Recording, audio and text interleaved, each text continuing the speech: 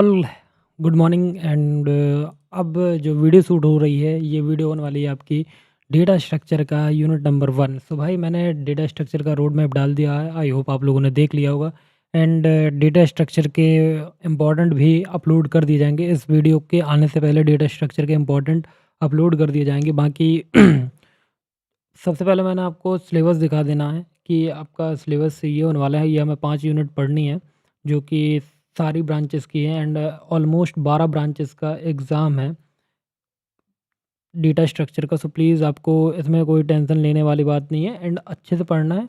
And अपने पास 7 दिन है, मतलब 6 दिन है। तो एक दिन में अगर एक यूनिट भी कंप्लीट करते हो तो छठवें दिन रिवीजन तक आपका सारा सिलेबस हो जाएगा। ठीक है।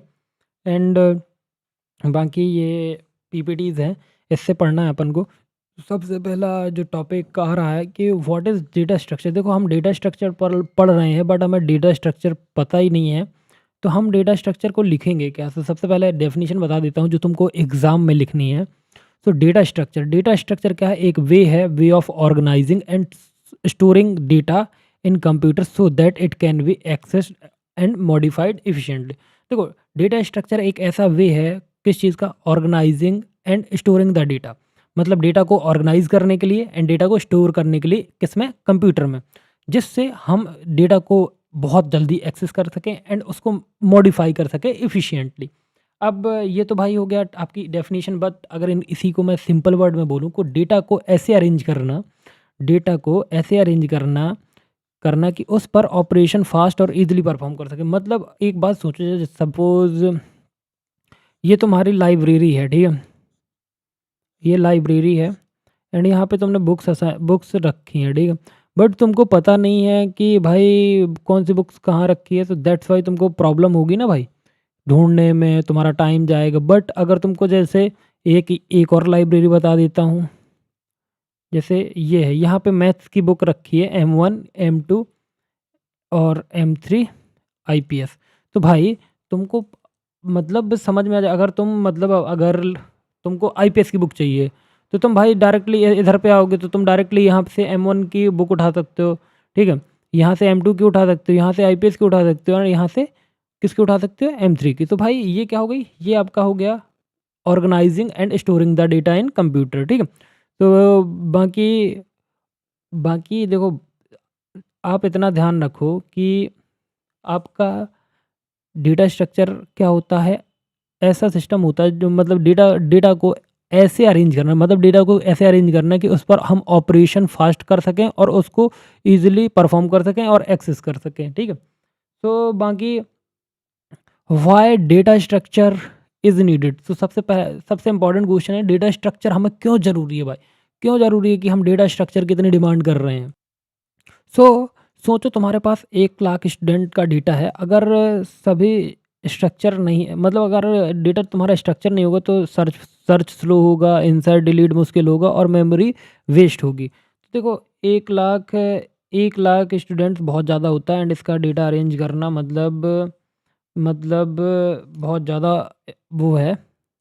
सो देखो इसमें क्या लगेगा, सर्च करने में टाइम लगेगा, इंसर्ट और डिलीट करने में भी टाइम लगेगा, मेमोरी वेस्ट होगी। इसलिए हम क्या करते हैं कि डेटा स्ट्रक्चर का मतलब इसलिए मतलब डेटा स्ट्रक्चर का मेन एम होता है, क्या मेन एम होता है, डेटा स्ट्रक्चर का मेन एम क्या होता है कि डेटा स्ट्रक्चर का मेन मेन एम होता है इफ़िशिएंटली क्या करना, इफ़िशिएंटली मतलब मेमोरी का यूजेस फास्ट प्रोसेस करना, ऑर्गेनाइज करना, ये और डेटा को ऑर्गेनाइज डेटा हैंडलिंग, ठीक है। एग्ज़ाम में क्या लिखने के लिए, मतलब एग्ज़ाम में तुम क्या लिख सकते हो, सबसे पहला efficient point it means efficient data efficient data management, ठीक है।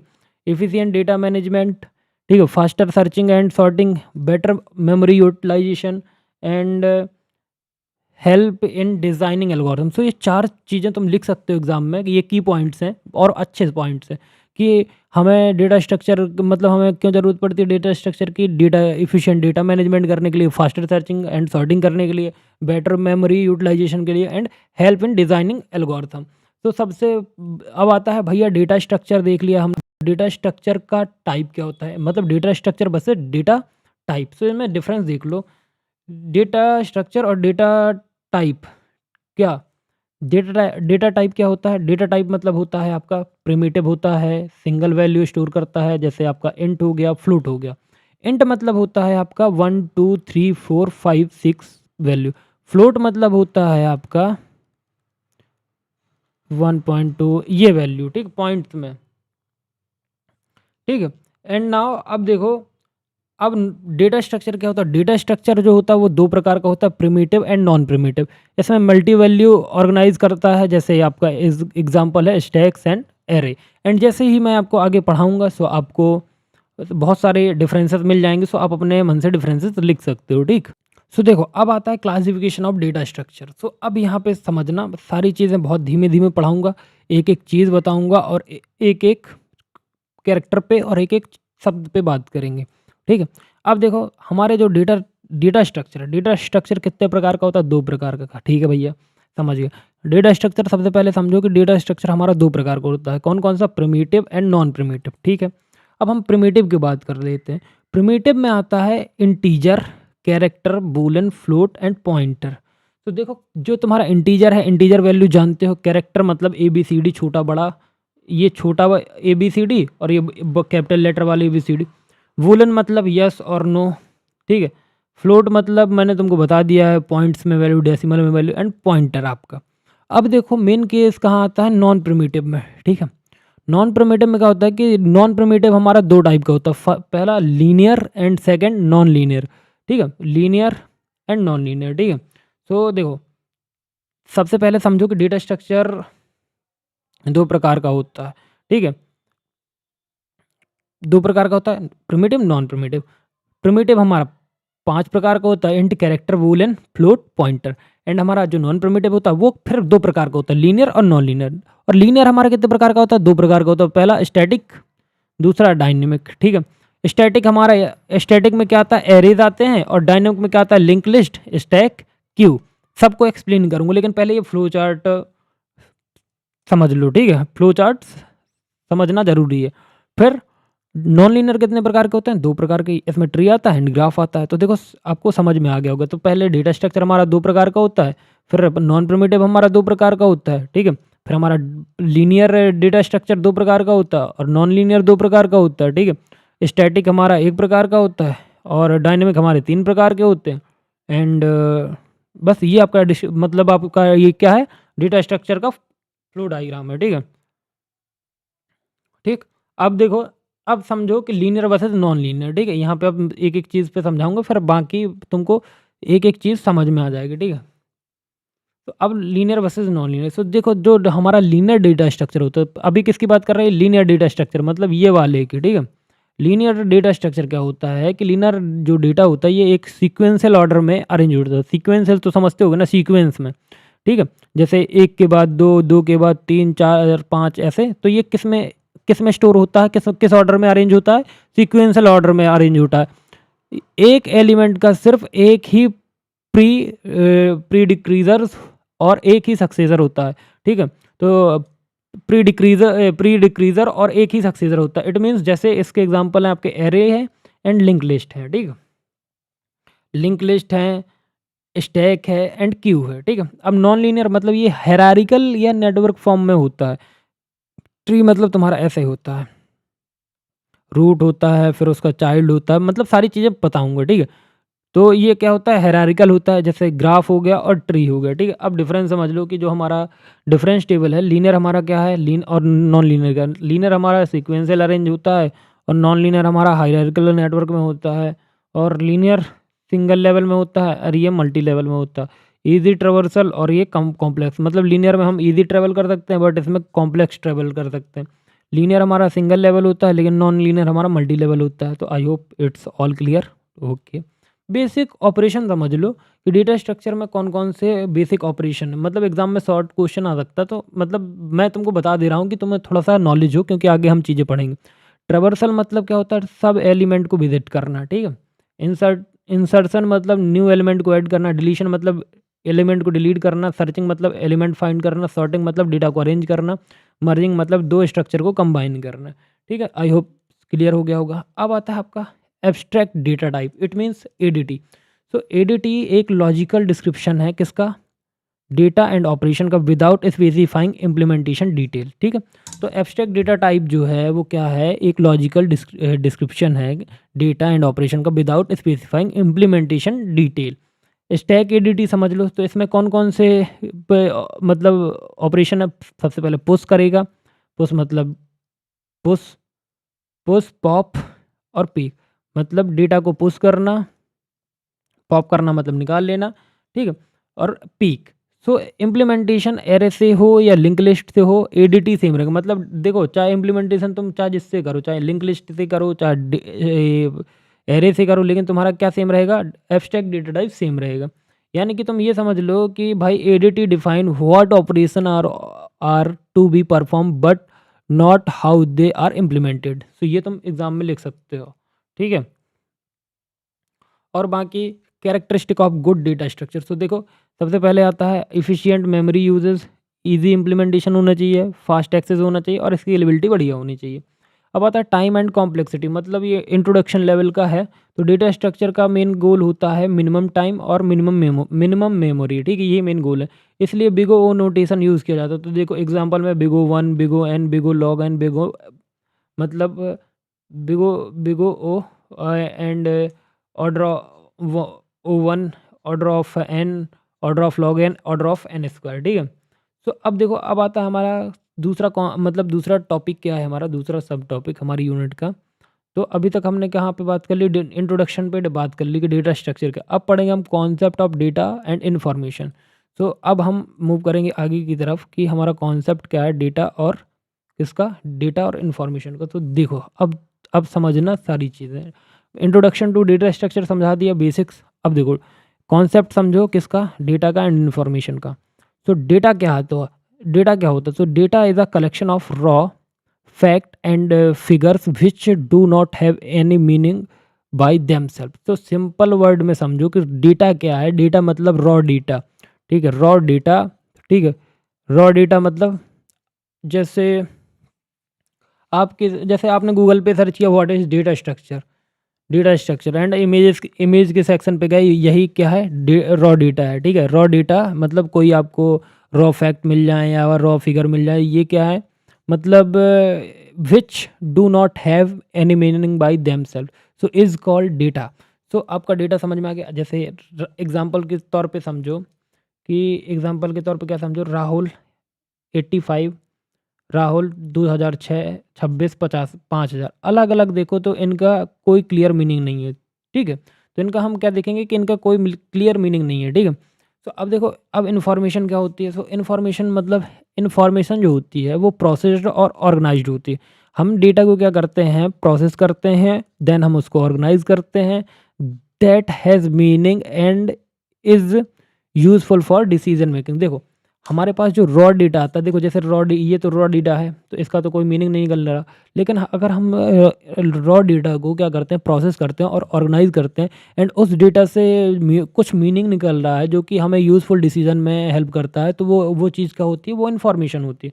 तो अब एग्ज़ाम मतलब सिंपल वर्ड में बोलूँ तो समझ जाओ, प्रोसेस डेटा है तो वो क्या है, इन्फॉर्मेशन है। और अनप्रोसेस डेटा है तो वो मतलब रॉ डेटा है, या अनप्रोसेस डेटा है तो वो आपका इन्फॉर्मेशन है। ठीक है, अब आता है एग्जाम्पल। तो देखो, Rahul score 85 marks in the structure data structure in 2026। ठीक है, अब ये मीनिंगफुल है, इससे डिसीजन लिया जा सकता है। I hope data and information दोनों क्लियर होंगे। सो सबसे पहले समझो कि डेटा के बाद इन्फॉर्मेशन में फ़र्क क्या है। तो डेटा जो होता है वो हमारा क्या होता है, रॉ फैक्ट होते हैं, और इन्फॉर्मेशन में हमारे प्रोसेस्ड डेटा होता है, और ये नो मीनिंग होता है, अलोन होता है, और ये मीनिंगफुल होता है। ये अनऑर्गेनाइज्ड होता है, ये ऑर्गेनाइज्ड होता है, ये इनपुट होता है, ये आउटपुट होता है। और example 85, Rahul score 85। So I hope it's all clear. अब देखो डेटा प्रोसेसिंग साइकिल समझो। सबसे पहले डेटा प्रोसेसिंग साइकिल में क्या आता है भाई, तुम्हारे पास सबसे पहले तुम इनपुट डेटा लोगे, ये तुम्हारा रॉ डेटा होता है। फिर तुम इसको क्या करोगे, दूसरे स्टेप में तुम इसको प्रोसेस करोगे। ठीक है, तीसरे में तुम क्या निकालोगे, प्रोसेस करने के बाद, प्रोसेस मतलब इसको ऑर्गेनाइज करोगे, फ़िल्टर करोगे, जो मतलब सारे ऑपरेशन करोगे। फिर उसके बाद तुम क्या निकालोगे, ऑपरेशन मतलब आउटपुट निकालोगे। और आउटपुट निकालोगे तो ये क्या होगा, तुम्हारा ये इन्फो होगा, तुम्हारा मतलब इन्फॉर्मेशन होगा, ये तुम्हारा डेटा होता है। एंड फिर उसके बाद तुम क्या कर दोगे, जो इन्फॉर्मेशन मिली होगी उसको स्टोरेज पे डिवाइड कर, मतलब वो कर दोगे, क्या कर दोगे, स्टोर कर दोगे। ठीक, तो आई होप इतना तुम्हारा क्लियर हो गया, आई होप इतना तुम्हारा क्लियर हो गया है।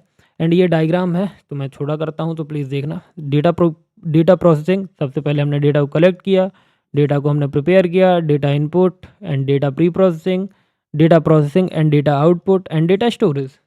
तो आई होप इट्स क्लियर।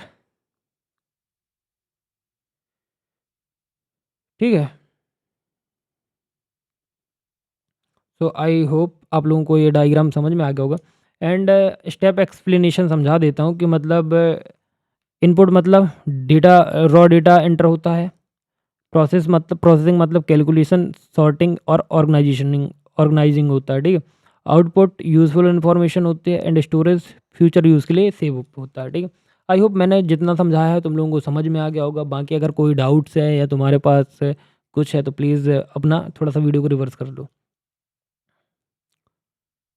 अब तुम समझो type of data. So there are various type. पहला, second qualitative and second quantitative. So qualitative मतलब तुम समझो, क्वालिटेटिव इट मीन्स जो डेटा क्वालिटी रखता हो। सपोज समझो जैसे डिस्क्रिप्शन बेस्ड है, जैसे तुम्हारा नाम हो गया, एड्रेस हो, ये क्वालिटी रखता है भाई। तुम सबको ऐसे नहीं बता सकते कि मेरा नाम ये है एंड मेरा एड्रेस ये है। तो ये क्या है, क्वालिटेटिव डेटा है। एंड दूसरा क्या है, क्वांटिटेटिव। क्वांटिटेटिव मतलब जिसकी क्वांटिटी ज़्यादा होती है, जैसे नंबर बेस पे होता है कि मेरा मेरा नम मार्क्स इतने आए हैं, मेरे सैलरी इतनी है। I hope data type of data समझ गए होगे।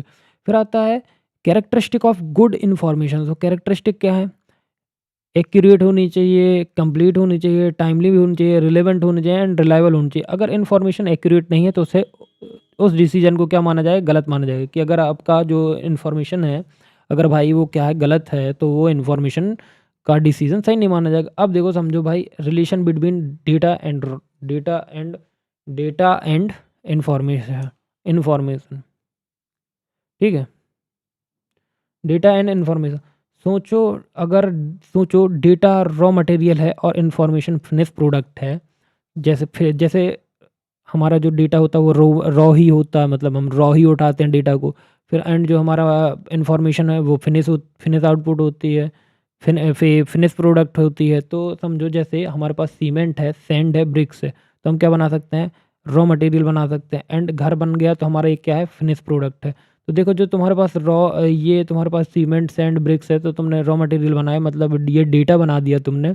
एंड डेटा के बाद तुमने घर बना दिया, तो फिनिश्ड प्रोडक्ट कर दिया तुमने। तो तुम ये क्या हो गया, तुम्हारा ये इन्फॉर्मेशन हो गया। तो वैसे ही डेटा मतलब रॉ फैक्ट, इन्फॉर्मेशन मतलब प्रोसेस रिजल्ट। ठीक है, ठीक है, आई होप इतना क्लियर है। सो अब सोचो कि why this topic important in data structure, because अब थोड़ा लॉजिकली सोचो कि डेटा स्ट्रक्चर का जो है मेन काम क्या है। तो देखो, डेटा स्ट्रक्चर का काम क्या है, डेटा को ऑर्गेनाइज करना। ठीक है, एंड डेटा, अगर डेटा प्रॉपरली ऑर्गेनाइज हो तो इन्फॉर्मेशन फास्ट मिलती है, सर्चिंग ईजी हो जाती है एंड प्रोसेसिंग इफिशियंट होती है। यही डेटा स्ट्रक्चर का मेन पर्पज़ है। ठीक है, अब क्लासिफिकेशन तो हम आपको ये बता ही चुके हैं ऊपर पे कि आप लोग मतलब ऊपर लगा दिए, बट यहाँ पे क्लासिफिकेशन ऑफ डेटा स्ट्रक्चर है। सो ये स्क्रीनशॉट लगाना यहाँ पे, मतलब ये डायग्राम लगाना इंपॉर्टेंट था, दैट्स वाई लगाया हूँ। बाकी आपको पता है data structure linear, non linear, static, dynamic, graph, tree, array, list, stack, Q and ये आपको पता है। तो क्लासिफिकेशन ऑफ डेटा स्ट्रक्चर में देखो, डायग्राम के अकॉर्डिंग डेटा के दो मेन पार्ट होते में डिवाइड किया गया। First is linear, second is non linear. And now linear data structure को तो आपको पता ही है कि लीनियर डेटा स्ट्रक्चर क्या होता है। यहाँ डेटा सीक्वेंशियल ऑर्डर में अरेंज होता है एंड हर एलिमेंट का एक क्या होता है, प्रोसीजर होता है। क्या होता है,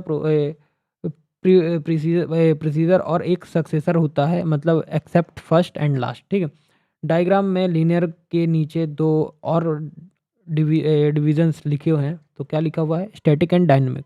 सो स्टैटिक एंड डायनेमिक क्या है, तो देखो, तो सबसे पहले समझो कि स्टैटिक क्या है। ठीक है, स्टैटिक इट मीन्स लीनियर के, मतलब लीनियर का पार्ट है। तो स्टैटिक मतलब होता है आपका मेमोरी फिक्स्ड होती है। स्टैटिक जो आपका डेटा स्ट्रक्चर होता है उसमें क्या होता है कि आपकी जो मेमोरी होती है वो क्या होती है, फिक्स होती है।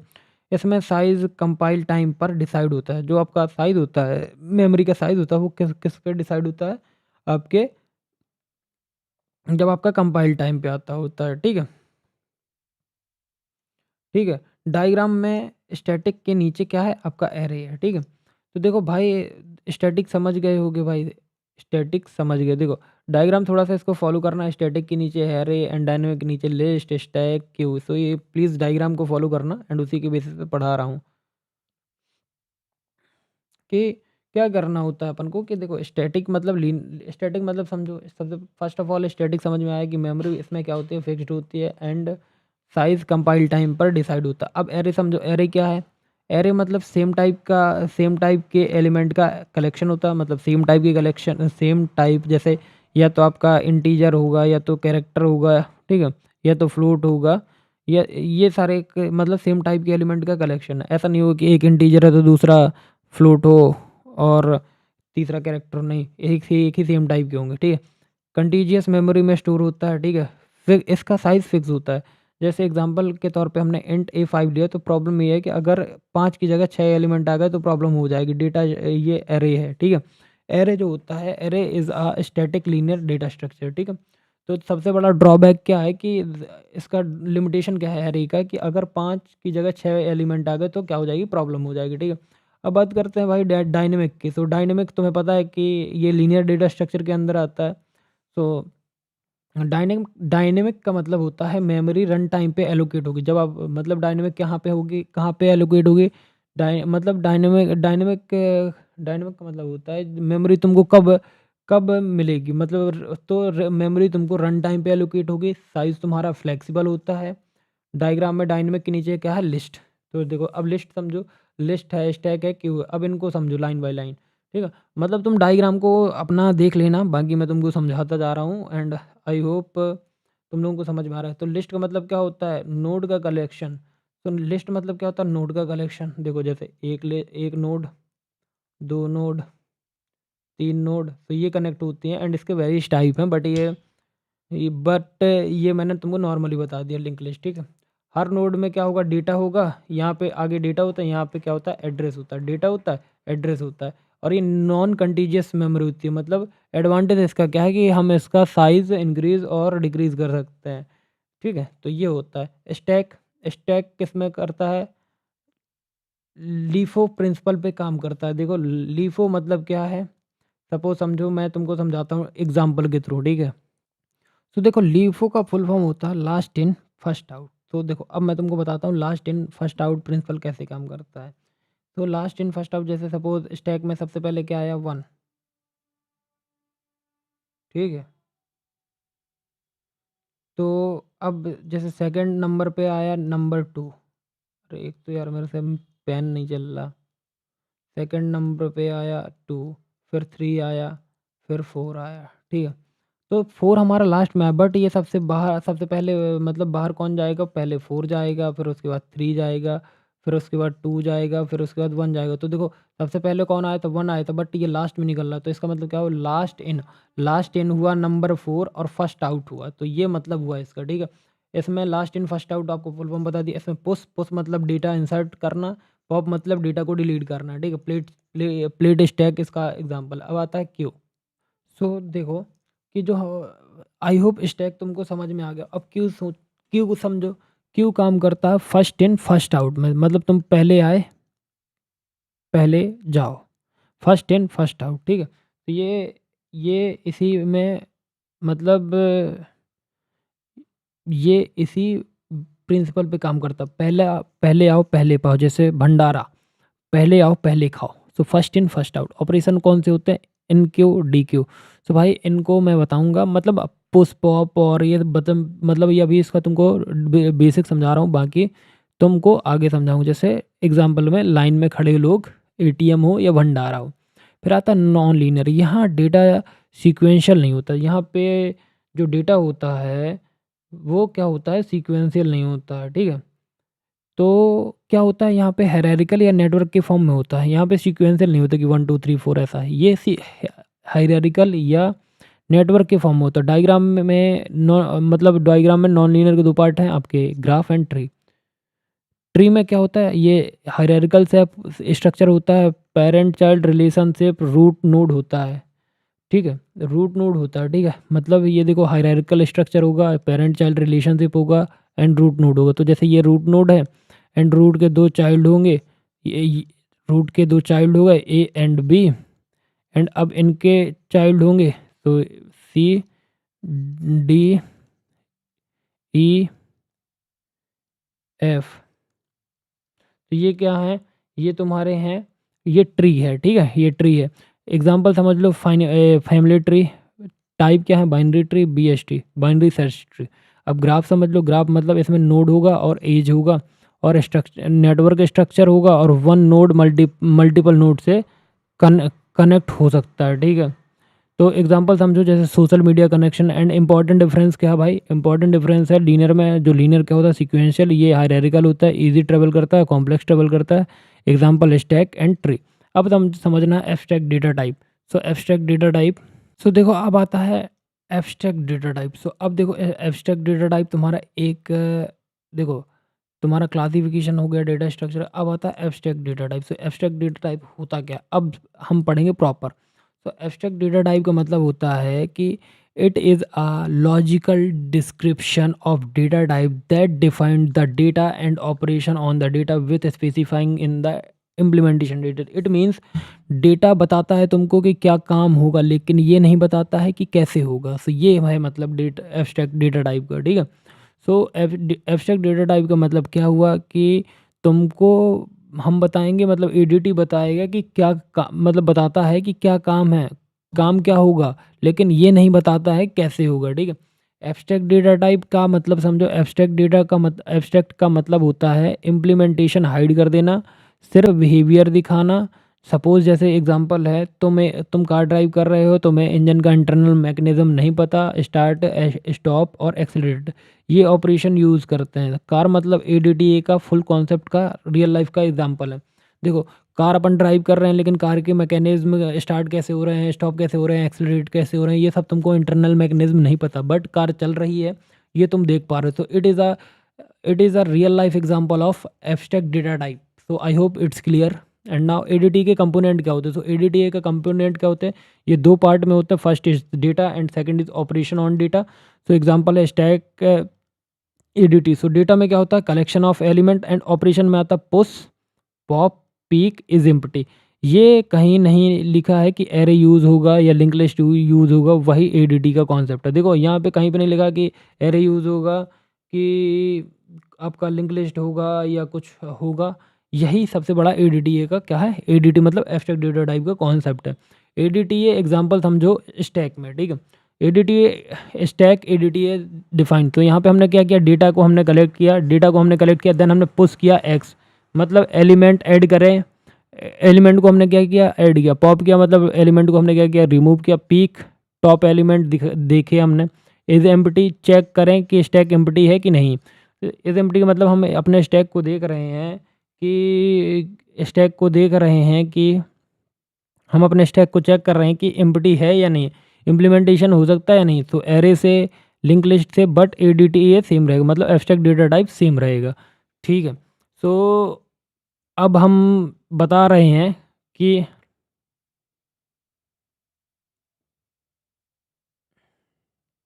जो हमारा एडीटीए है, एडीटीए वर्सेस डेटा स्ट्रक्चर। तो एडीटीए मतलब क्या होता है, abstract data type and data structure. जो एडीटीए होता है ये कैसा होता है, लॉजिकल मॉडल होता है, and data structure physical implementation होता है। एडीटी का मतलब what to do, and data structure मतलब हाउ टू डू। व्हाट मतलब कैसे होगा पता, मतलब क्या होगा कैसे होगा पता नहीं, कैसे करना है, ठीक है।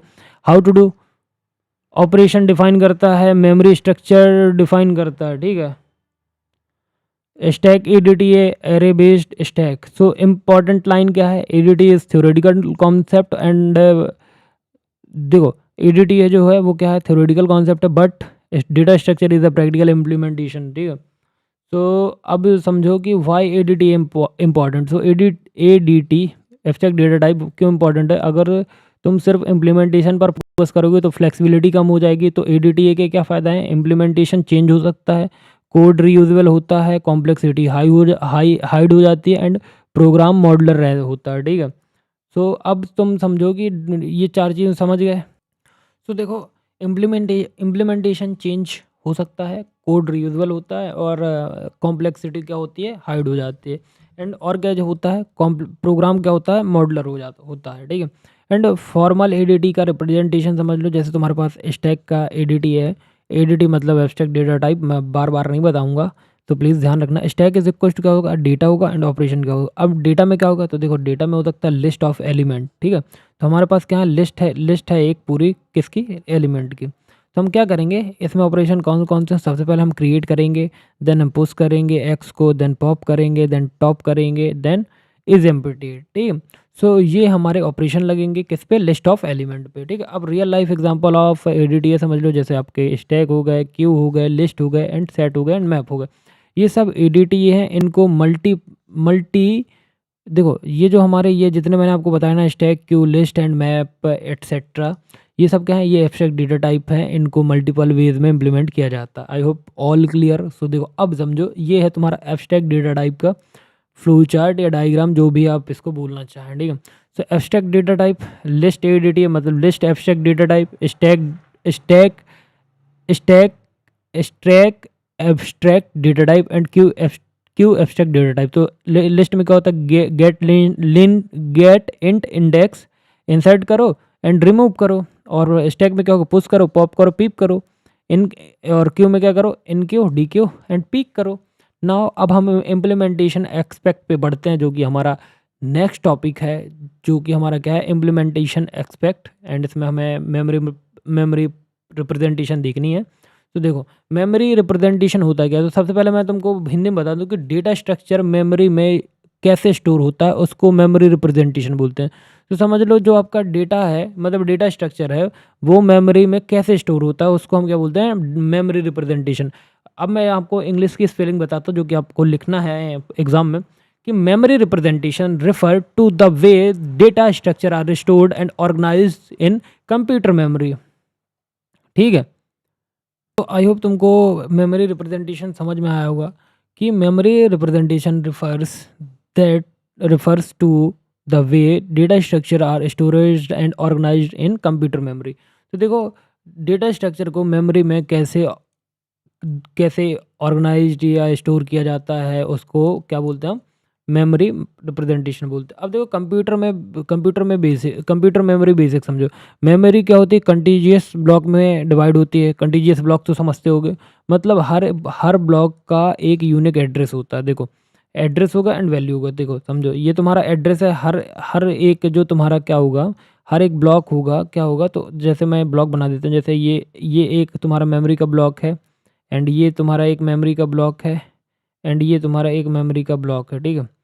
तो अभी ये डिब्बे सही नहीं बने हैं, क्योंकि चल ही नहीं रहा था, पता नहीं क्या हो जाता। तो देखो, जैसे तुम्हारा ये एक ब्लॉक है मेमोरी का, एक ये ब्लॉक है, एक ये ब्लॉक है, ठीक है। तो बाकी तुम ये समझो कि मेमोरी क्या होती है, कंटीजियस ब्लॉक में डिवाइड होती है, ठीक है। एंड हर ब्लॉक में क्या होता है, एक यूनिक नंबर होता है, जिसको हम क्या बोलते हैं, यूनिक एड्रेस बोलते हैं, या तो इसमें कौन सा नंबर है, यूनिक है 1000, इसमें 1004, इसमें 1008। एंड इनकी वैल्यू क्या है, 10 है, 20 है, 30 है। यहाँ पर हर इंटीजर बाइट, यहाँ पर हर इंटीजर बाइट कितने ले रहा है, 4 बाइट ले रहा है। तो 4 बाइट ले रहा, मतलब मतलब हर integer, it means one integer take how many bytes, so 4 byte, ठीक है।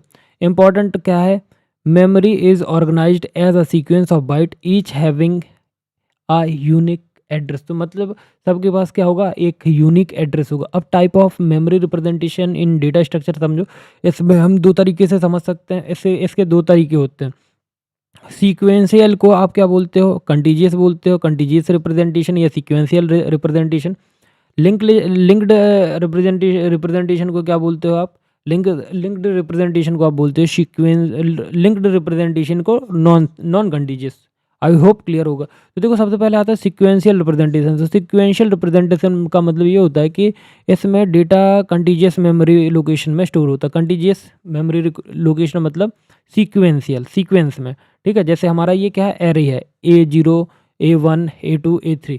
तो ये हमारा क्या है, कंटिन्यू मतलब सीक्वेंशियल है, जैसे 0 के बाद 1, 1 के बाद 2, 3। तो ये सीक्वेंस फॉलो कर रहा है। एंड इसका नंबर क्या है, 1000, 1004, 1008, 1012। तो यहाँ पे फार्मूला क्या लगाएंगे, address A array I is equal to base plus I into size. तो यहाँ पर बेस क्या होगा, स्टार्टिंग एड्रेस। स्टार्टिंग एड्रेस हमारा क्या है, स्टार्टिंग एड्रेस हमारा 1000, ठीक है। इंडेक्स आई मतलब इंडेक्स, साइज मतलब साइज ऑफ वन एलिमेंट। तो देखो एडवांटेज क्या है, फैक्ट फास्ट एक्सेस होगा, ठीक है। ऑर्डर ऑफ वन है, फास्ट एक्सेस होगा तो order of one, simple implementation. Disadvantage क्या है, इसका एरे का क्या होता है, साइज फिक्स होता है, ठीक है। मेमोरी क्या होती है, वेस्ट हो सकती है। जैसे अगर हमें सपोज हमारे पास पहले तीन तीन है, ठीक है, एरे का साइज़ हमारा 4 है और हमारा एक एलिमेंट कम हो गया, तो भाई इसमें क्या होगा कि एरे का क्या हो जाएगा, साइज़ वेस्ट हो जाएगा, मतलब मेमोरी वेस्ट हो सकती है। अब समझो लिंक्ड रिप्रेजेंटेशन की, मतलब इसमें डेटा जो होता है वो कंटीजियस नहीं होता। लिंक्ड में क्या होता है, डेटा कंटीजियस नहीं होता है। इसमें हर एलिमेंट के साथ नेक्स्ट मतलब नेक्स्ट का एड्रेस स्टोर होता है। देखो यहाँ पर डेटा स्टोर होगा, ठीक है, एंड यहाँ पे क्या होगा, एड्रेस होगा। तो ये सिंपल बता रहा हूँ, आगे इसके सारी चीज़ पढ़ेंगे। तो ये किसके पास होगा, नेक्स्ट मतलब जो डेटा होगा, डेटा एंड एड्रेस। तो भाई देखो जैसे ये है, ठीक है, ये डेटा है, ये एड्रेस है, तो जो मतलब ये नेक्स्ट वाले का एड्रेस स्टोर होगा मतलब इसमें, ठीक है, डेटा के साथ। तो मतलब ये एड्रेस इस डेटा को पता होगा, ठीक है। हर एलिमेंट के साथ नेक्स्ट एड्रेस क्या होगा, स्टोर होगा, ठीक है। जैसे अब सिंपल लिंक लिस्ट का एग्जांपल देखो, जैसे 1000 डेटा है और ये एक एड्रेस है, तो ये इससे क्या है कनेक्टेड, 20 30 50, और ये फिर इससे कनेक्टेड है। तो फिर यहाँ पे लास्ट में नल है, नल आ गया तो फिर नल वाले का कोई एड्रेस नहीं होता,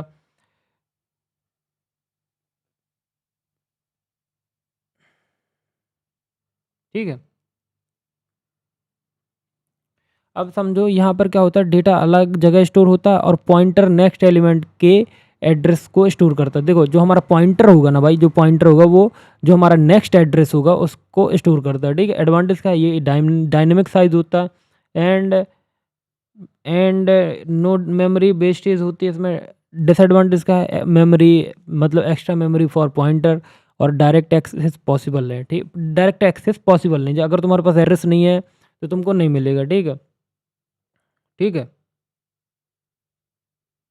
तो आई होप क्लियर हो गया होगा। तो आई होप तुमको डिसएडवांटेज एडवांटेज समझ में आ गए होंगे। Extra memory for pointer and direct access possible नहीं। अब मेमोरी एलोकेशन टाइप समझो कि देखो इम्प्लीमेंटेशन के टाइम मेमोरी का एलोकेशन का दो तरीके से होता है। देखो हमारा इम्प्लीमेंटेशन हो रहा है एंड इम्प्लीमेंटेशन के टाइम हमें क्या करना है, मेमोरी को एलोकेट करना है। तो हम दो तरीके से कर सकते हैं। पहला फर्स्ट है static allocation and second is dynamic allocation. तो static allocation it means compile time पर मेमोरी एलोकेट हो सकती है। कंपाइल टाइम जब हमारा कोड क्या है, कंपाइल हो रहा है, ठीक है। तो कंपाइल टाइम पे हम क्या कर सकते हैं, मेमोरी को, ठीक है। साइज इसका क्या होता है, फिक्स्ड होता है, जैसे एरे। डायनेमिक एलोकेशन मतलब रन टाइम पर मेमोरी एलोकेट होती है। जब हमारा रन टाइम पे मेमोरी है तो हम मतलब रन टाइम पे हमारा कोड है, जैसे रन टाइम पे हम क्या कर सकते हैं, आउटपुट मतलब मेमोरी एलोकेट कर सकते हैं। जैसे मूलैक हो गया, न्यू यूज़ होता है, जैसे आपका एग्जांपल लिंक लिस्ट, ठीक है। तो एग्जाम में ये लिखना कि memory dynamic memory is allocated from heap at run time. तो हीप के थ्रू हम रन टाइम पे मेमोरी को एलोकेट कर सकते हैं। अब स्टैक वर्सेस हीप मेमोरी समझ लो। तो ये थोड़ा एडवांस है, लेकिन मतलब ये 5 मार्क्स में नहीं आता, 7 मार्क्स में आता है, ठीक है। सो स्टैटिक मेमोरी समझो, फंक्शन को कॉल को स्टोर करता है। जो हमारा स्टैक मेमोरी होता है वो फंक्शन कॉल को क्या करता है, स्टोर करके रखता है, ऑटोमेटिकली मैनेज करता है, लिमिटेड साइज होता है। हीप मेमोरी में क्या होता है, ये डायनेमिक एलोकेशन के लिए यूज़ होता है एंड प्रोग्रामर कंट्रोल, कौन कंट्रोल करता है, प्रोग्रामर कंट्रोल करता है। एंड ये इसका हीप का क्या होता है, फ्लेक्सिबल साइज होता है। सो आई होप आपको हीप और इसमें स्टैक में समझ में आया होगा डिफरेंस। अब आता है आपका एरे वर्सेस लिंक लिस्ट। तो एरे वर्सेस लिंक लिस्ट में क्या है कि एरे और लिंक लिस्ट, तो एरे क्या होता है, कंटीजियस होता है, और लिंक लिस्ट नॉन कंटीजियस होता है। No extra memory, pointer extra होता है। एरे को हम फास्ट रैंडम एक्सेस कर सकते हैं, बस इसको सिक्वेंशियल एक्सेस करना पड़ता है। फिक्स साइज और डायनेमिक साइज, ठीक है। तो ये इनका डिफरेंस है। I hope it's clear now. अब why memory representation is important. तो मेमोरी रिप्रेजेंटेशन इंपॉर्टेंट क्या, सोचो तुम्हें फास्ट एक्सेस चाहिए, मतलब अगर तुम्हें फास्ट एक्सेस चाहिए तो कौन सा बेटर है, एरे बेटर है। बट तुम्हें फ्रीक्वेंट इंसर्शन चाहिए तो तुम्हारे लिए क्या बेटर होगा, लिंक लिस्ट बेटर होगा। तो देखो दोनों में डिफरेंस है। तुम्हें अगर फास्ट एक्सेस चाहिए, जैसे जैसे सपोज़ मुझे जैसे सपोज़ कभी-कभार क्या होता है कि मेरा लैपटॉप का व्हाट्सएप क्या हो जाता है कि ओपन नहीं होता, मतलब बहुत लेट लगाता है। तो वो क्या हो जाएगा, मतलब फ्रीक्वेंट इंसर्शन चाहिए तो लिंक लिस्ट बेटर है। एंड फास्ट एक्सेस चाहिए, मतलब ओपन टैप करो एंड एक्सेस हो जाए। तो वो चीज़ कौन कर सकता है, वो एरे में बेटर होते हैं, लेकिन फ्रीक्वेंट इंसर्शन चाहिए तो उसमें वो किसके लिए बेटर है, लिंक लिस्ट के लिए। तो मतलब समझो कि डेटा स्ट्रक्चर चूज़ करने से पहले मेमोरी रिप्रेजेंटेशन समझना ज़रूरी है। अब आता है डेटा स्ट्रक्चर के तुम्हारे basic operation and cost estimation. तो बेसिक ऑपरेशन क्या-क्या है डेटा स्ट्रक्चर में, तो देखो हर डेटा स्ट्रक्चर पर कॉमन ऑपरेशन परफॉर्म होते हैं। Traversal, insertion, deletion, searching, sorting, merging. अब इनको समझते हैं one by one.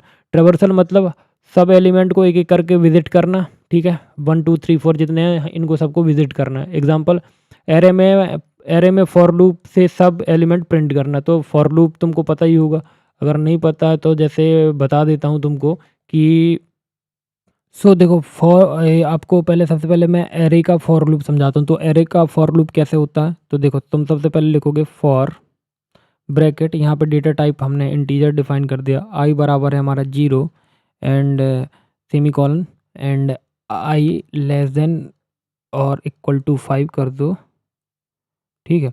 And semicolon and हमारा जो है आई क्या है, इंक्रीमेंट हो रहा है। एंड देन यहाँ पे आप कोड लिख सकते हो। तो ये हमारा क्या है, ये हमारा फॉर लूप है।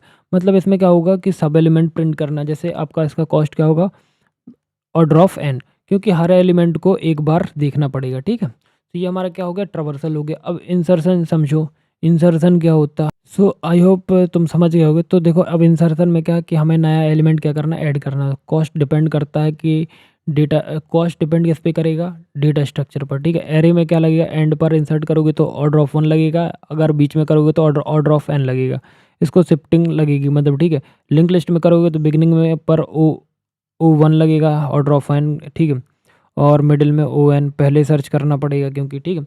डिलीशन में क्या होगा, तो देखो एलिमेंट को क्या करना पड़ेगा, डिलीट करना पड़ेगा। एरे में करोगे बीच में करोगे तो ओ एन लगेगा, ठीक है? एंड लिंक लिस्ट में करोगे तो लिंक लिस्ट में बिगिनिंग में करोगे तो ओ 1, मिडिल में करोगे तो ओ एन, ठीक है? सर्चिंग में क्या करते हैं कि एलिमेंट को फाइंड करते हैं। लीनियर सर्च में करोगे तो order of N, otherwise binary और सॉर्टेड एरे में करोगे तो ऑर्डर ऑफ लॉग एन, ठीक है? तो अब बात करते हैं कि भाई एलिमेंट सॉर्टिंग, मतलब एलिमेंट को ऑर्डर में अरेंज करना। बबल सॉर्ट में order of N square and merge sort में order of n log n, ठीक है?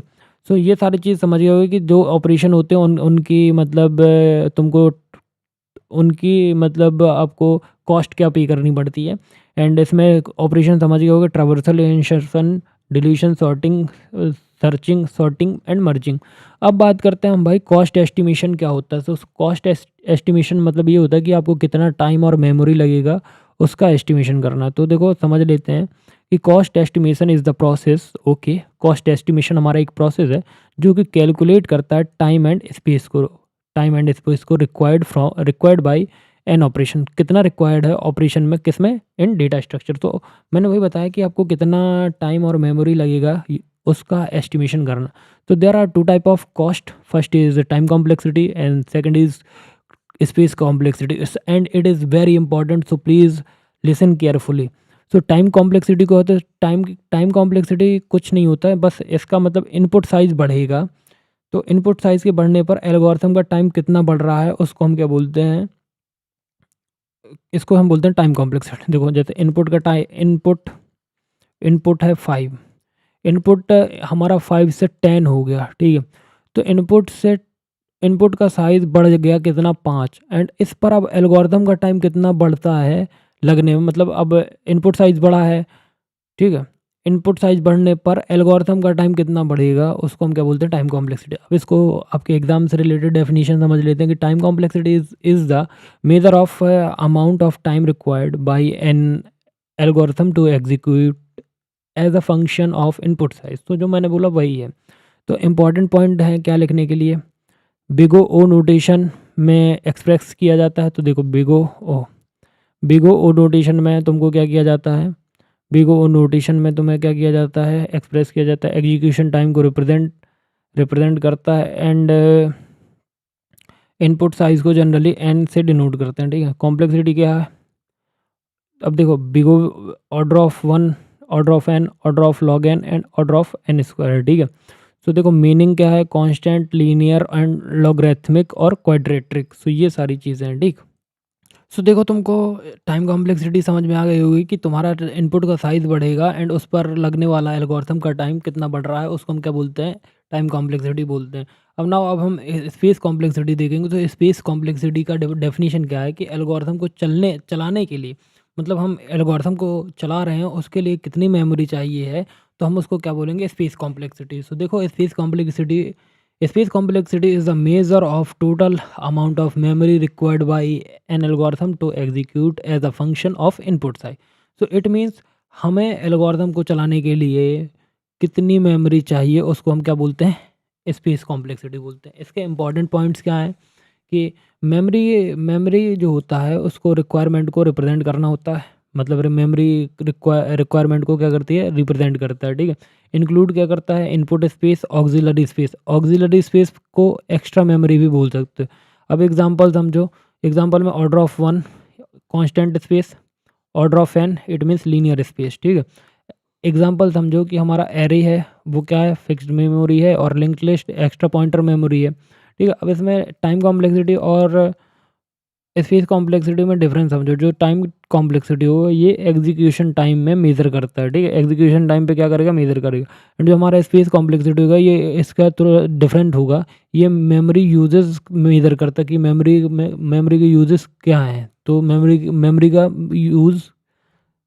यूजेस को मेज़र करेगा, और ये एग्जीक्यूशन का टाइम मेज़र करता है। Order of N, order of log N and etcetera, order of N, order of one etcetera. Speed बताता है, मेमोरी रिक्वायरमेंट बताता है, ठीक है।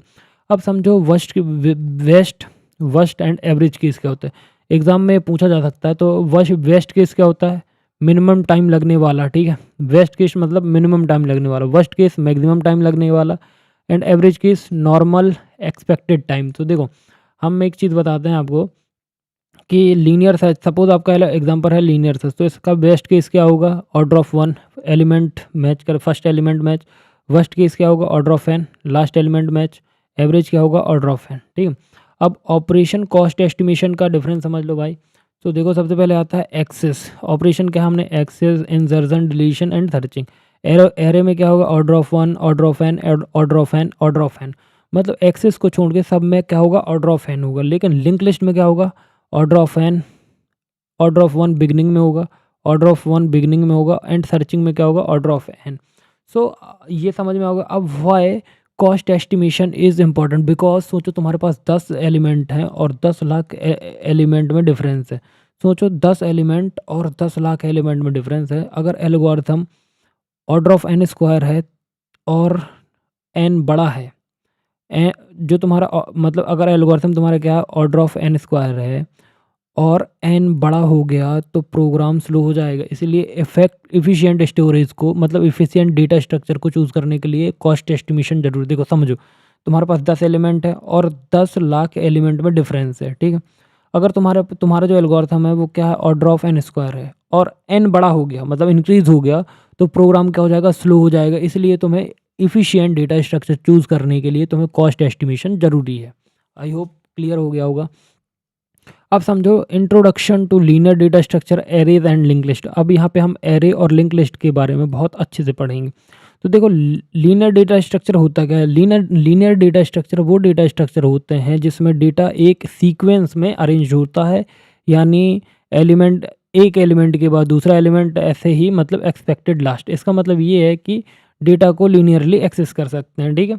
मतलब लीनियरली मतलब तुम समझ गया ना सीक्वेंस में, तो प्लीज़ समझना, ठीक है। ऊपर भी मैं एक्सप्लेन कर दूँगा, थोड़ा इसका जल्दी करते हैं। इसके की पॉइंट क्या है, डेटा आइटम का लीनियर ऑर्डर में हो, डेटा आइटम जो होते हैं वो कहाँ होते हैं, लीनियर ऑर्डर में होते हैं। एक एलिमेंट का प्रीवियस और नेक्स्ट एलिमेंट फिक्स होता है। देखो जो हमारा एलिमेंट का प्रीवियस और नेक्स्ट एलिमेंट है वो क्या होता है, फिक्स होता है, ठीक है। एग्जाम्पल समझ लो, एरे हो गया, लिंक लिस्ट हो गया, स्टैक हो गया, क्यू हो गया। स्टैक और क्यू टेक्निकली लीनियर टाइप ही हैं। देखो स्टैक और क्यू टेक्निकली ही हैं लीनियर टाइप, बट समझ रहे हो ग्राफ में, मतलब जो मैंने तुमको डायग्राम दिखा तो उस पर नहीं है। एडवांटेज इजी इम्प्लीमेंटेशन होता है, ट्रेवर्सल सिंपल होता है और suitable for small to medium size data. Disadvantage क्या है, साइज़ फिक्स होने पर फ्लेक्सिबिलिटी कम हो जाती है। देखो अगर एरे में साइज़ फिक्स हो गया तो उसकी फ्लेक्सिबिलिटी कम हो जाती है, मतलब ऐड और एक बार हमने डिफ़ाइन कर दिया अगर एरे, तो हम उसको ना तो मतलब री-एडिट कर सकते हैं, ना तो इंक्रीज़ कर सकते हैं, ना डिलीट कर सकते हैं। इंसर्शन डिलीशन में कॉस्टली हो सकता है, स्पेशली एरे। ये देखो मैंने यही बताया है, ठीक है। अब समझो एरे क्या होता है। एरे का डेफिनेशन क्या है, एरे एक कंटीजियस मेमोरी ब्लॉक है जिसमें सेम टाइप के एलिमेंट स्टोर किए जाते हैं। देखो आप समझ लो कि आप किस टाइप के डेटा स्टोर कर सकते हो, इंट हो गया, कैरेक्टर हो गया, फ्लोट हो गया, ठीक है। ये इंटीजर, कैरेक्टर, फ्लोट आप स्टोर कर सकते हो। एरे एक कंटीजियस मेमोरी ब्लॉक है जिसमें आप सेम टाइप के, मतलब ऐसा नहीं कि तुमने एक इंट डाल दिया, एक कैरेक्टर डाल दिया, ऐसा नहीं कर सकते भाई। ये एक ही डेटा टाइप होगा, चाहे आप इंट डालो, कैरेक्टर डालो, फ्लोट डालो। कैरेक्टरिस्टिक क्या है, फिक्स्ड साइज़ होगा, सेम डेटा टाइप का डेटा स्टोर करते हैं, रैंडम एक्सेस पॉसिबल है यूजिंग इंडेक्स, और इंडेक्सिंग स्टार्ट होती है कहाँ से, 0 से। अब देखो एरे है हमारा 10, 20, 30, 40, 50, इंडेक्सिंग कहाँ से, 0, 1, 2, 3, 4। ऑपरेशन क्या होंगे एरे में, ट्रैवर्सल करना है, सारे एलिमेंट को एक्सेस करना है, तो हमें क्या लगेगा, for I equal to 0 to n-1 print कर दो एरे आई, ठीक है। इंसर्शन में किसी स्पेसिफिक पोजीशन पर नया एलिमेंट ऐड करना है तो शिफ्टिंग ऑफ एलिमेंट रिक्वायर्ड होगा। डिलीशन करना, एलिमेंट को रिमूव करना है तो शिफ्टिंग ऑफ रिमेनिंग एलिमेंट क्या होंगे, रिक्वायर्ड होंगे। सर्च करना है तो किसी एलिमेंट को ढूंढना है। अपडेट करना है, इट मीन्स एलिमेंट को चेंज करना है, ठीक है। तो देखो आई हो तुमको समझ में आ गया होगा। एडवांटेज क्या है, देखो एडवांटेज ये है भैया कि ये फास्ट एक्सेस होता है by index, order of 1, time complexity and simple to implement होता है। डिसएडवांटेज क्या है, फिक्स साइज होता है, इंसर्शन डिलीशन में कॉस्टली होता है, order of n worst case में होता है। अब समझो wastage of memory if size is over estimated. देखो वेस्टेज ऑफ मनी है इफ़, यदि साइज को तुम्हारा क्या है, ओवर एस्टिमेटेड है, ठीक है। अब समझो लिंक लिस्ट क्या है। तो लिंक लिस्ट क्या है, लिंक लिस्ट एक डायनेमिक डेटा स्ट्रक्चर है एंड इसमें एलिमेंट के नोड्स के फॉर्म में डेटा स्टोर होता है। देखो लिंक लिस्ट क्या है हमारा, लिंक लिस्ट एक डायनेमिक डेटा स्ट्रक्चर है जिसमें एलिमेंट नोड के फॉर्म में स्टोर होते हैं, और हर नोड के पास डेटा और नेक्स्ट पॉइंटर होता है जो नेक्स्ट नोड को पॉइंट करता है। देखो तुम्हारे पास क्या होगा, सबसे पहले ये समझो लिंक लिस्ट क्या है, तुम्हारा डायनेमिक डेटा स्ट्रक्चर है एंड जिसमें हर एलिमेंट के जो नोड्स होंगे उनमें क्या होगा, मतलब उनके नोड्स के फॉर्म में क्या होगा, डेटा स्टोर होगा। हर नोड के पास तुम्हारा क्या होगा, डेटा होगा, नेक्स्ट पॉइंटर होता है और जो नेक्स्ट नोड का पॉइंट करता है, ठीक है। तो देखो अब की डिफरेंस समझ लो, फीचर समझो। फीचर क्या है, मेमोरी है भाई पहले, size, access, insertion and deletion. Array में क्या होगा, कंटीजियस होता है, फिक्स्ड होता है। देखो एरे में मेमोरी क्या होती है, कंटीजियस होती है, लेकिन लिंक लिस्ट में कंटीजियस नहीं होती, नॉन कंटीजियस होती है, ठीक है। एरे में साइज़ फिक्स होता है, इसमें डायनेमिक होता है। एरे में एक्सेस कैसे करते हैं, रैंडम एक्सेस पॉसिबल करते हैं, लेकिन इसमें क्या करते हैं कि सीक्वेंशियल एक्सेस ओनली होता है इसमें। मतलब जो आपका एक लिंक लिस्ट है उसमें क्या है, सीक्वेंशियल एक्सेस ओनली। इंसर्शन ये कॉस्टली, मतलब इंसर्शन और डिलीशन एरे में कॉस्टली होता है, और लिंक लिस्ट में एफिशिएंट इफ़ पॉइंटर नोन। अगर तुमको पॉइंटर पता तो आसानी से हो जाएगा, ठीक है। एंड अब नोड समझो, नोड क्या होता है, नोड में दो चीज़ें होती है, डेटा और नेक्स्ट। इसको तुम पॉइंटर भी बोल सकते हो, ठीक है। Type of link list, so there are various type of link list. First is singly link list. Singly link list मतलब नोड का नेक्स्ट पॉइंटर सिर्फ अगले नोड को पॉइंट करेगा। जो मतलब नोड का पॉइंटर होगा, नोड का नेक्स्ट पॉइंटर होगा, वो किसको पॉइंट करेगा, अगले वाले नोड के पॉइंट को, मतलब अगले वाले नोड को क्या करेगा, पॉइंट करेगा। डबली लिंक लिस्ट का मतलब क्या होता है, नोड के पास प्रीवियस डेटा भी रहेगा और मतलब प्रीवियस पॉइंटर भी रहेगा और नेक्स्ट पॉइंटर दोनों होते हैं, ठीक है। और सर्कुलर लिंक लिस्ट में क्या होगा, लास्ट नोड का पॉइंटर, मतलब लास्ट नोड का एड्रेस पहले वाले के पास होगा, या लास्ट नोड का पॉइंटर किसके पास होगा, फर्स्ट नोड के पास होता है, ठीक है। ऑपरेशन कौन कौन से होते हैं, ट्रैवर्सल मतलब स्टार्ट से लास्ट नोड तक विजिट करना, insertion beginning middle and, pointer adjustment required होता है, डिलीशन नोड रिमूव करते हैं, टाइम पॉइंटर मतलब देखो नोड हम रिमूव करते हैं, नोड रिमूव कर दे टाइम पॉइंटर अपडेट करने होते हैं। अगर हमें कोई भी चीज़ डिलीट करनी है तो हमें नोड को रिमूव करते वक्त क्या करना पड़ेगा, पॉइंटर को अपडेट करना पड़ेगा। सर्च में सीक्वेंशियल सर्च रिक्वायर्ड होता, no index like array. Update समझो, ट्रवर्स करके एलिमेंट चेंज कर सकते हैं, मतलब ट्रवर्स करके क्या कर सकते हैं, एलिमेंट को चेंज कर सकते हैं। अब समझो भाई एडवांटेज ऑफ लिंक लिस्ट, तो डायनेमिक साइज होता है, मेमोरी इफिशिएंट होती है, एरे ये इजी इंसर्शन एंड डिलीशन होता है विदाउट शिफ्टिंग। डिसएडवांटेज क्या है, इसमें नो रैंडम एक्सेस, इसमें रैंडम एक्सेस नहीं कर सकते हो तुम, sequential traversal required, extra memory दी जाती है पॉइंटर के लिए। अब समझो कि समरी समझ लो कि एरे क्या है, एरे हमारा कंटीजियस मेमोरी है, ठीक है, और लिंक लिस्ट हमारा क्या है, डायनेमिक है, ठीक है। फास्ट एक्सेस, देखो पहले एरे समझो फिर लिंक लिस्ट समझो। एरे क्या है, contiguous memory, fast access, fix size, costly insertion and deletion. Link list dynamic है, नॉन कंटीजियस है, सीक्वेंशियल एक्सेस है, और easy insertion and deletion. So I hope तुमको इतना समझ में आ गया हो। अब representation of link list in memory, तो लिंक लिस्ट कैसे, मतलब रिप्रेजेंटेशन क्या है, तो link list in memory, link list में node non contiguous memory block में होते हैं। देखो जो लिंक लिस्ट में क्या होता है, जो नोड होते हैं, नोड समझते हो ना, जैसे ये नोड है, ये नोड है, ठीक है।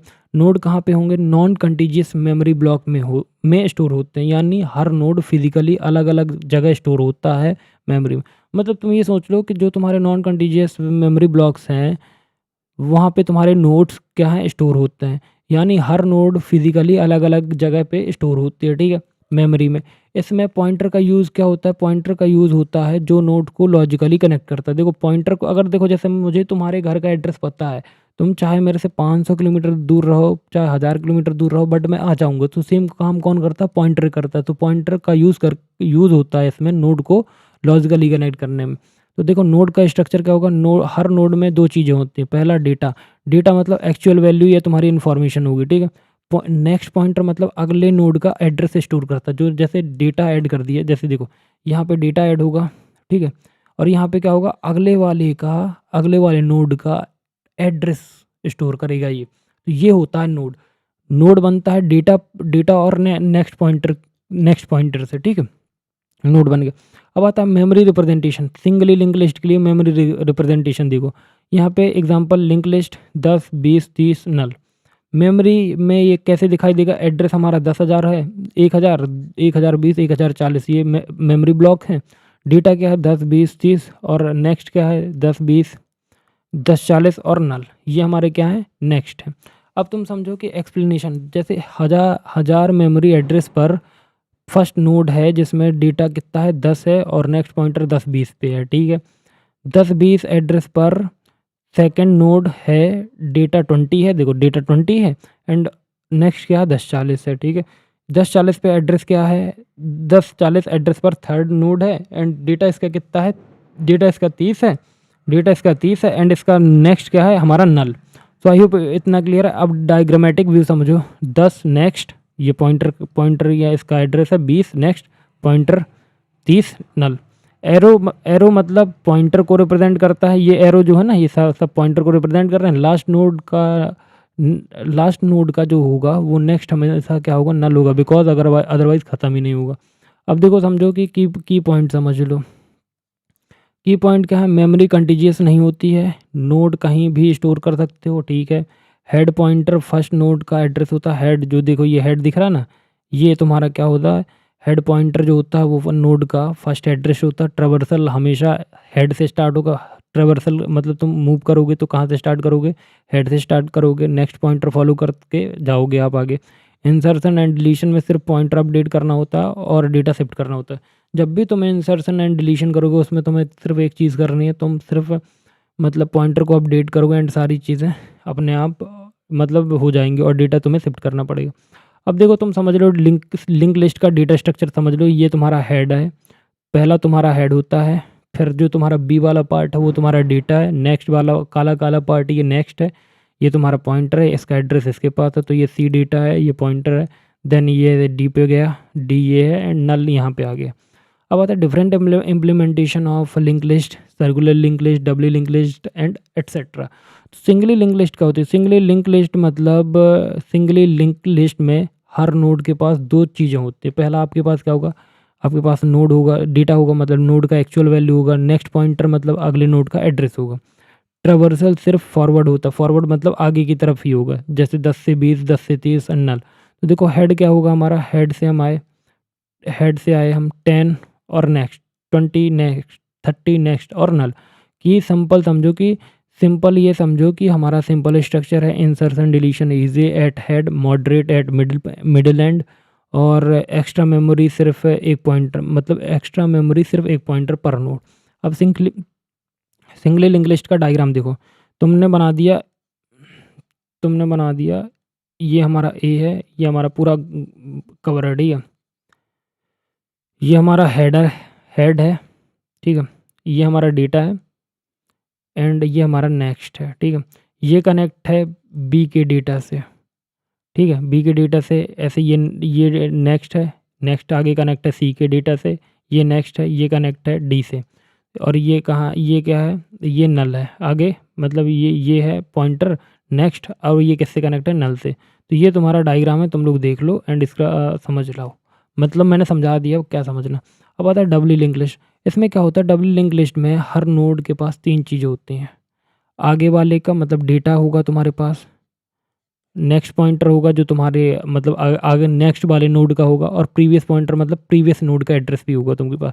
देखो singly link list and doubly link list में क्या होता है, सिंगली लिंक लिस्ट में और डबली लिंक लिस्ट में सिर्फ एक चीज़ का डिफरेंस है कि भाई तुम्हारे पास, अब जैसे हमारे ये नेक्स्ट के पास बी का एड्रेस है, बट ये बी के पास ए इसका एड्रेस नहीं है, बस ये है डिफरेंस सिंगली और डबली लिंक लिस्ट में। तो देखो इसमें ट्रावर्सल कहाँ पे होगा, फॉरवर्ड एंड बैकवर्ड दोनों पॉसिबल है। जैसे 10 से 20, ये देखो बैकवर्ड एंड फॉरवर्ड एरो लगा है ना। तो ये है, ये मेमोरी डायग्राम है, आप लोग इसको देख लो एंड मैं आपको की पॉइंट्स एंड एक्चुअल डायग्राम दिखाता हूँ। ट्रावर्सियल, इसमें ट्रावर्सल क्या होता है, फ्लेक्सिबल होता है, forward and backward, insertion deletion easy होता है, एनीवेयर पॉइंटर एडजस्ट करने होते हैं, एक्स्ट्रा मेमोरी लगता है प्रीवियस पॉइंटर के लिए। तो देखो मैं थोड़ा सा जूम करके समझाने की कोशिश करता हूँ, कोशिश करना। देखो सबसे पहले ये क्या हो गया, ये तुम्हारा ए हो गया, बीच में तुम्हारा डेटा हो गया, ठीक है।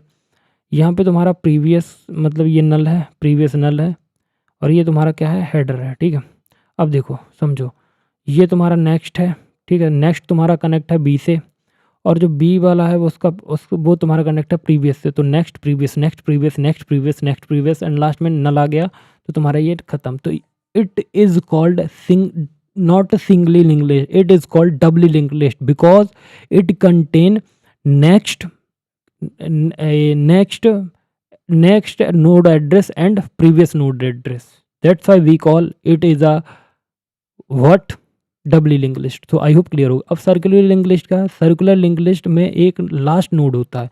देखो ये लास्ट नोड होता है ना, जो लास्ट नोड में लास्ट नोड का नेक्स्ट पॉइंटर फर्स्ट नोड को पॉइंट करता है। जो ये लास्ट नोड होता है ये सीधा किसको पॉइंट करता है, फर्स्ट नोड को। तो इसीलिए क्या बनता है, लूप बनता है। जैसे तुमको मैं एक चीज़ बताता हूँ, जैसे कभी तुमने लूप में कभी गाने सुने, जैसे अभी सुन रहे हो तेरे नाम, देन 5 गाने तुम्हारे बजे, फिर लूप में बजने लगे, तो इसी को बोलते सर्कुलर लिंक लिस्ट। तुम्हारा डिपेंड करता नहीं, ये पूरा डिपेंड है, मतलब पूरा बेस्ड है किस पे, लूप में। 10 के बाद 20 आया, 20 के बाद 30 आया, फिर पॉइंटर बैक किया 10 पे, फिर 10 से 20 आएगा, 30 आएगा, फिर 10 आएगा, 20, 10, 30, 10, 20, 30, ऐसे ही आता रहेगा। तो हमने स्टार्ट किया, स्टार्ट के बाद हमने डेटा प्रीवियस नेक्स्ट, ये तो डबल लिंक लिस्ट हो गया। एंड हमारे पास प्रीवियस, यहाँ से प्रीवियस वाला आगे वाले कनेक्ट होगा, एंड ये इसका प्रीवियस होगा, ये आगे वाले से कनेक्ट होगा, तो नेक्स्ट प्रीवियस, ठीक है। आई होप ये भी क्लियर हो गया। ये मेमोरी डायग्राम है, और डबली सर्कुलर लिंक लिस्ट का तुम्हारे पास एग्जांपल है, last node next point two first and first node point two previous point two last, ठीक है। अब देखो ये सारी चीज़ें हो गई। अब इसके की पॉइंट समझ लो। किसी भी नोड से स्टार्ट करके पूरी लिस्ट ट्रैवर्स करते हैं हम, किसी भी मतलब नोड से स्टार्ट करके पूरी लिस्ट को क्या करते हैं, ट्रैवर्स करते हैं। यूज़फुल क्या है, राउंड रॉबिन शेड्यूलिंग, म्यूजिक की playlist, multiplayer games. Extra point previous optional for singly, required है डबली के लिए। अब देखो यहाँ पे तुमको बहुत बड़ा एक तुमको क्या दिखाता हूँ मैं, डिफरेंस दिखाता हूँ। पहले मेरे को थोड़ा सा टेबल बना लेने दो, क्योंकि बहुत तो ये पास बन गया, ठीक है। बैकवर्ड के लिए, सर्कुलर के लिए, एंड ये मेमोरी के लिए। तो देखो टाइप क्या है, singly link list, doubly link list and circular link. Forward आगे रहता है, मतलब आगे जाता है, ठीक है। अब बैकवर्ड मतलब सिंगली लिंक लिस्ट पीछे तो नहीं जाता ना, तो ये नो। डबली लिंक लिस्ट आगे जाता है, यस। पीछे जाता है, यस, यस। जो हमारा सर्कुलर लिंक लिस्ट है ये यस आगे जाता है, पीछे जाता है, ऑप्शनल है। Circular link list, singly link list हमारा सर्कुलर है, नो। डबली है, नो। सर्कुलर है, यस। ठीक है। सिंगली लिंक लिस्ट के पास एक पॉइंटर होता है, डबली के पास 2 पॉइंटर होता है, और सर्कुलर के पास एक और 2 पॉइंटर होता है। अब इसका यूज़ क्या समझ लो। सिंगल लिंक लिस्ट का है सिंपल लिस्ट, और डबली लिंक लिस्ट का ब्राउज़र हिस्ट्री अंडो फीचर, ठीक है। और आपका सर्कुलर लिंक लिस्ट का है प्लेलिस्ट एंड राउंड रॉबिन।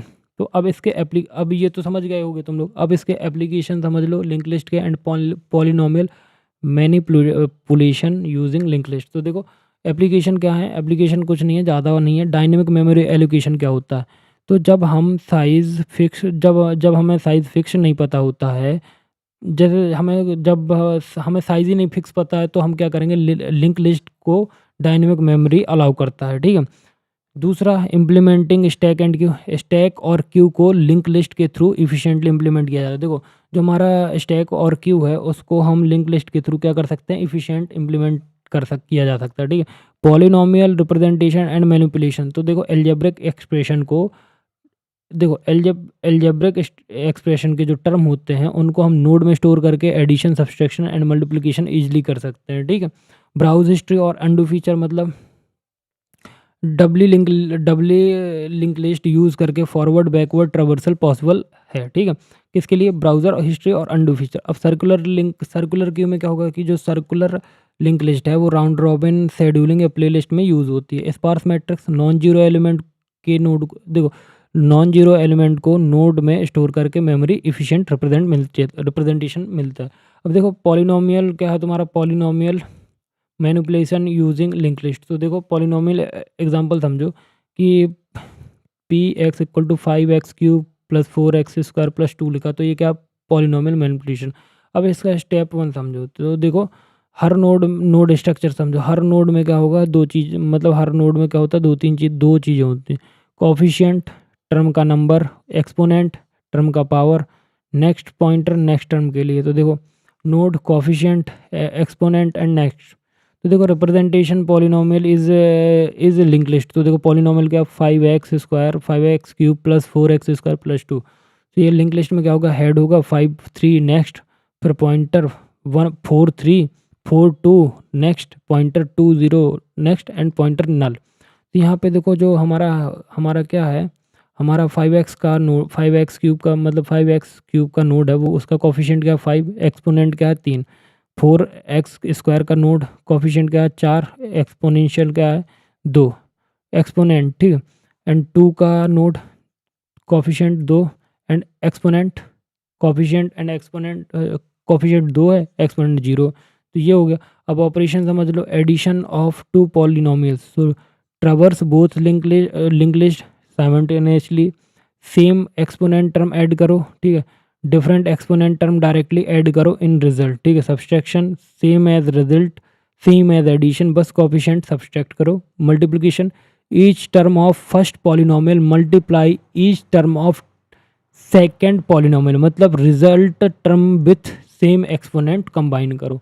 तो देखो इसके एडवांटेज हैं, ये फ्लेक्सिबल साइज होता है, मतलब कितनी भी टर्म को ऐड कर दो ये फ्लेक्सिबल रहता है, इजी इंसर्शन एंड डिलीशन रहता है, एंड इफ़िशिएंट मेमोरी यूजेस होते हैं, सिर्फ नॉन जीरो टर्म को स्टोर करता है, ठीक है। बाकी आई होप तुम लोगों को ये वीडियो पसंद आया होगा। आई नो भाई, मैंने बहुत अच्छे से पढ़ाया, एंड 1 घंटे 8 मिनट पूरा पूरा लग गया है, एंड आई होप तुम लोगों को समझ में आ गया हो। तो बाकी वीडियोस अपलोड हो जाएगा, आप लोगों को देखने को मिल जाएगा। एंड अब यूनिट नंबर हमारा 1 हो चुका है, पूरा कंप्लीट हो गया है भाई। जैसे ही सुबह तुमको ये वीडियो देखने को मिले, अभी तो हमारा रात है, 12 बज रहा है, एंड तो सुबह तुमको 8 या 9 बजे ये वीडियो देखने को मिल जाएगा। तो प्लीज़ इसको सब जगह शेयर करना, अच्छे से पढ़ना तुम लोग। एंड 5 दिन है तुम्हारे पास, 5 यूनिट के लिए। 6वां दिन मैं तुम्हारे लिए रिवीजन के लिए रखा हूँ, एंड 7वें दिन तुम्हारा पेपर। अब स्टैक एयर क्यू और ट्री ग्राफ एंड सॉर्टिंग करेंगे अगली यूनिट में। So please if you like this video so please make sure करो, सब्सक्राइब करो, लाइक करो, कमेंट करो एंड वीडियो को हाइप करो। तो बाकी मिलते हैं एक नेक्स्ट वीडियो में, तब तक please do like, subscribe and share. तो बाकी सेफ रहें, स्वस्थ रहें, मस्त रहें और स्कैम से बचें, फ्रॉड क्योंकि बहुत हो रहे हैं आजकल। तो थैंक यू।